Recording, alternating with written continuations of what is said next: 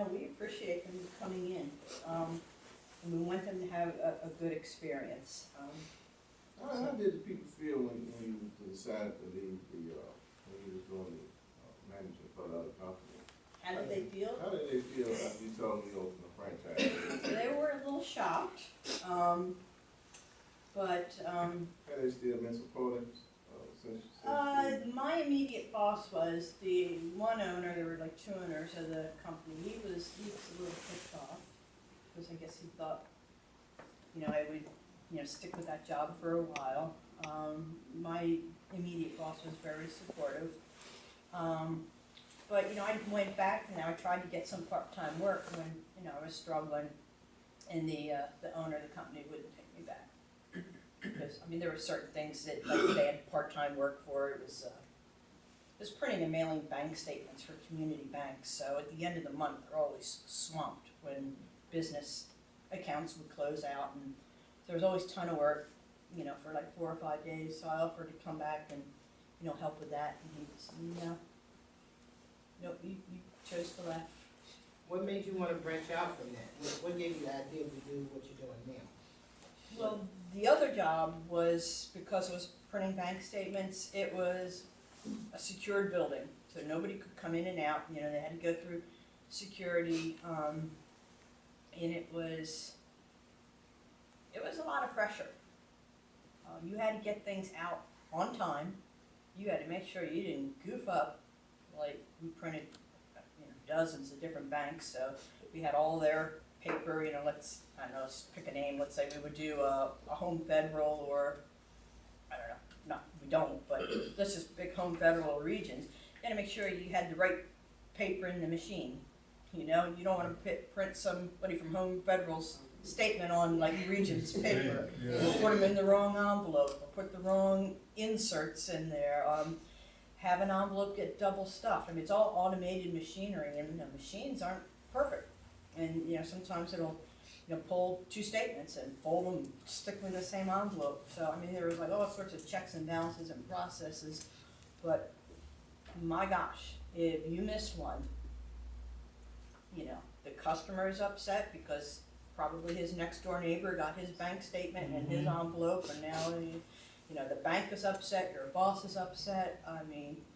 It was just a really high pressure job.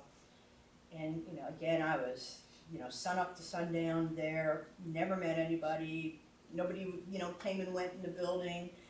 And I was just, I was new in the area, I didn't know anybody.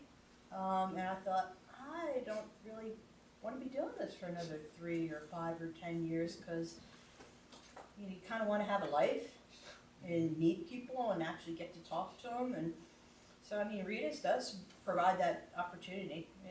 Obviously, people that come in and out, and you get to know your customers and your regulars. And even with my tree team, I said, we're not busy. I don't mind you talking to the customers. If we got a line of 20 people in line, I think y'all know I don't know, maybe it's just me because I'm from the north. If I go to the grocery store, or the other day I was at the bank and the teller's just talking and talking and talking, and I'm thinking, I gotta get change and get back to the store to get it open, But if we are not busy, I tell the guys, interact with the guests, talk with them, ask how their day is. It'll help you enjoy your job. It'll make them feel like, that's, a fun place to go. They remember you. They remember I like a large cherry ice. So what time you took a vacation? What's that? I don't even get a day off. I try to schedule myself a few days out of the year just to do my yard work, and I swear it rains every time. I haven't had a vacation since my last job. Yeah. While my daughter got married, I went up there, those kinds of things, like long weekends. Daughter get married, son has a baby, daughter has a baby, and I would, try and get up there, but I haven't had a vacation. And so why Rita's and not a Subway place? Why you chose Rita? I think because of the product. It was always really good. So I knew if I had a good product, which I knew I did because I've had it hundreds of times, and I could provide good customer service, that it would catch on. those are the two main things. Whatever your service or your product is, if you're sure it's really good,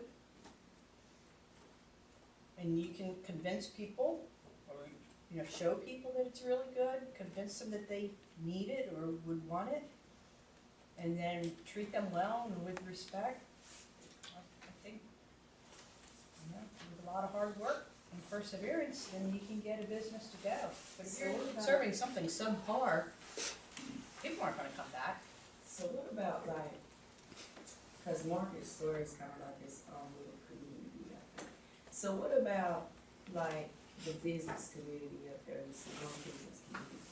Since I don't really, there's not a Rita's or anywhere else up there that sells products like. what is it? Not now, I mean, Marble Slab opened up, Yeah. I'm trying to remember now, I found out they were coming right after I signed my lease. That was kind of a bummer. And that's where Rita's dropped the ball on me, cause I talked to commercial real estate agents after the fact down here, and they said, well, if anyone had asked us, we would have told them that the Marble Slab was looking, and that downtown wasn't big enough for two of you. So my question is, do the businesses there kind of support each other, or since it's not like a direct competition that you Most of got them there? do, yeah, most of them do, I mean, they all are helpful, I had tried in the beginning to try to do co-marketing with some of them, and I could never get anybody to do that. They're helpful in the other way that, I mean, if you're running out of ones and, you know, they have them, they'll give them to you, or Okay. you ran out of napkins or something, you know, they'll run around and everybody's like, you know, trying to borrow Right. from people, and but yeah, I mean, because marketing is expensive, and so I was always trying to come up with ideas, you know, direct mailers or a billboard, and trying to get different business owners to go in on it, and I was never successful with that, so. But it does have a nice community feel. The business owners are, for the most part, very supportive of each other. How big of an impact TVA have this year? You know, I'm doing a lot now, you know, there's a lot of people coming out of those Twin Towers for lunch. Kimberly Clark was bigger for me. When they left, I really noticed that. Yeah. That was a bigger hit to me when they left.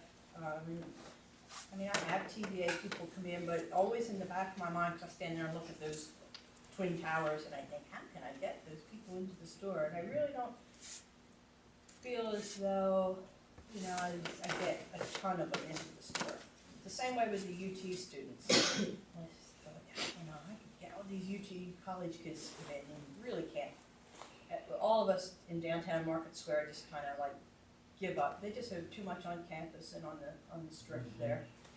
That, I don't know if anyone's thinking of doing anything downtown. Don't count on the poor college kids. That's all I ever hear. We're just poor college kids with no money. So,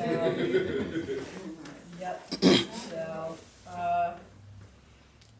yeah, and I spent time, you know, sitting on Market Square just before I signed the lease, just seeing how many people were there. You know, it wasn't all that busy back in, you know, 2008.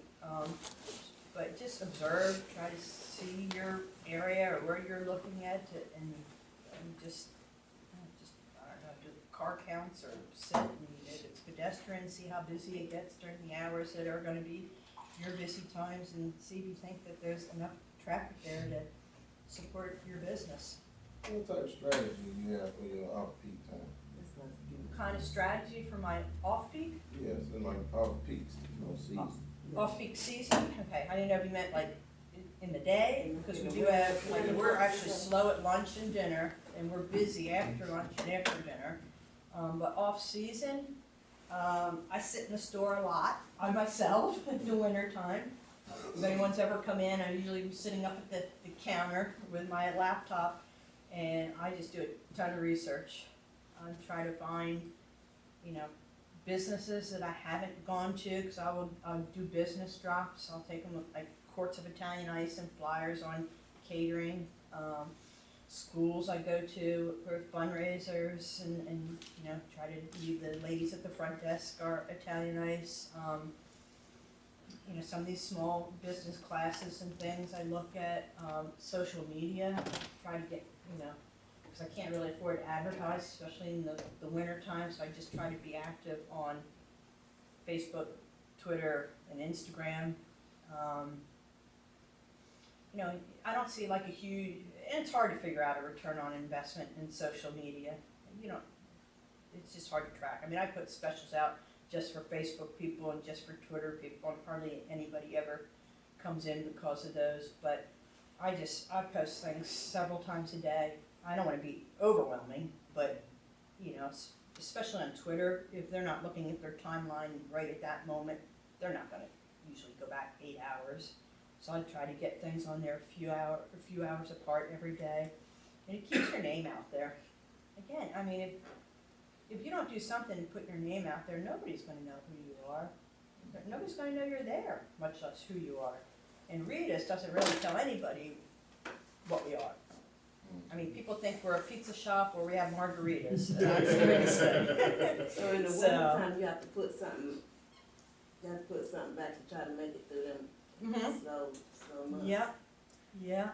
So it's like Italian ice, that's more of an up north thing, if I'm not mistaken, right? Yeah. So do you like target your marketing, trying to target more people from up north, or is that part of the Yeah, strategy, you know, like? It was. A lot of people out west that are transplants, so they know about Italian ice, or they actually know about Rita's. So yeah, a lot of my advertising the first few years were either direct mailers out that way, or in the Everything Knoxville magazine, Mhm. which, you know, is mailed to homeowners. I'm trying to get other things that I did. You know, I hit the schools out in that area too. And again, it's just like donations. You know, I would go to field days for free and hand out free kids ice coupons and